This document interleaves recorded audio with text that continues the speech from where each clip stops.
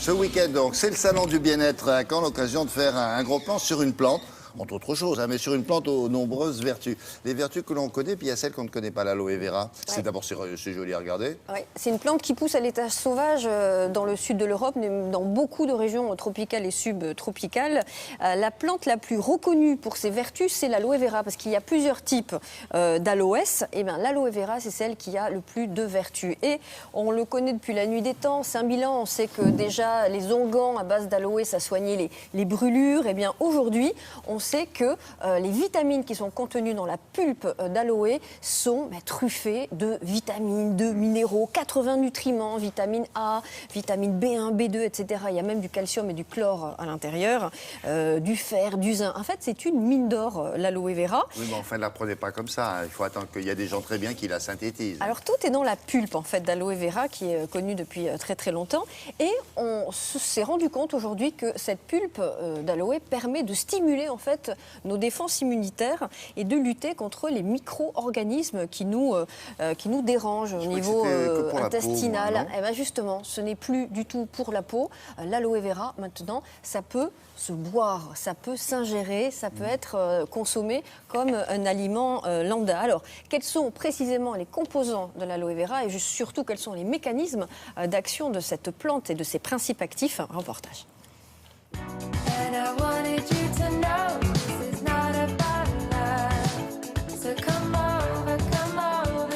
L'aloe vera, c'est une plante médicinale. Médicinale, cela signifie que la plante a des propriétés bénéfiques pour notre organisme et ces propriétés sont avérées. C'est une plante grasse, arbustive, dont on va utiliser les feuilles qui sont charnues pour la fabrication des produits cosmétiques et des boissons nutritionnelles à base d'aloès. On utilise l'intérieur de la feuille. À l'intérieur de la feuille, on trouve un gel visqueux, assez épais, riche en eau, qui fabriquera après la pulpe pour l'utilisation quotidienne. Alors voici la pulpe que l'on appelle le mucilage et qui contient tous les principes actifs.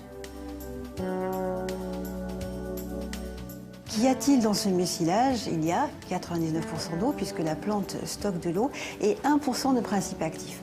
Les principes actifs sont très très nombreux puisqu'on va en trouver environ 250. On a une synergie de tous ces principes actifs entre eux. La sémanane, le glucide complexe, est effectivement à l'origine sûrement des effets sur notre organisme.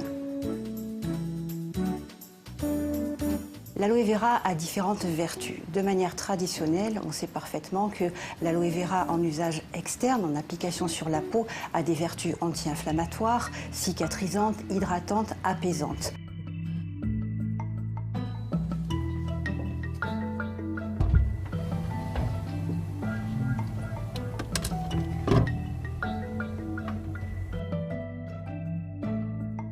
En usage interne, nous avons certains résultats d'études cliniques qui sont intéressants et qui nous montrent par exemple que le syndrome du côlon irritable peut être apaisé par la prise quotidienne d'aloe vera. La même chose pour des ulcères digestifs qui vont être cicatrisés beaucoup plus rapidement. On peut dire donc que l'aloe vera en usage interne est anti-inflammatoire, stimule les défenses naturelles. On va aussi avoir un effet antifatigue, donc c'est vraiment un booster de santé. L'aloe vera, en complément alimentaire buvable, reste un complément alimentaire. Ce n'est pas un médicament. Donc effectivement, on y restera dans le conseil quotidien avec apport de bien-être. Et on trouve cette aloe vera sous la forme, j'allais dire, comestible. Buvable. C'est bon aussi pour les affections musculo-squelettiques, comme l'arthrose, paraît-il, et le diabète et même l'asthme. Ça stimule en fait les défenses immunitaires. Donc voilà, à la place du petit jaune à 17h. Un petit jaune? Un petit jus d'aloe vera. Hein, c'est pas le même objet. Hein. Oui, mais nous, on fait la promotion de la santé à la télé. Ah bon, pardon. Bah oui.